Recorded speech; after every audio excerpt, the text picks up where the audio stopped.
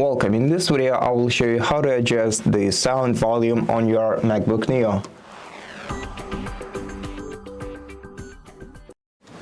To quickly adjust the sound volume on your MacBook, you can use the shortcut keys, which are F11 and F12 for adjusting the sound level and F10 for muting or unmuting your speaker.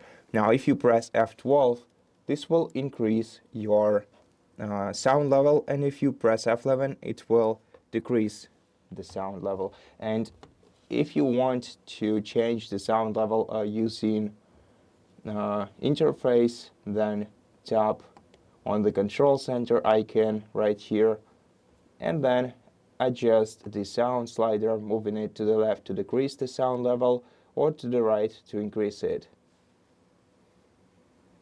And that's it. Thank you for watching this video. If it helped you, please consider subscribing to our channel, leave us a like and a comment below, and I'll see you in the next one.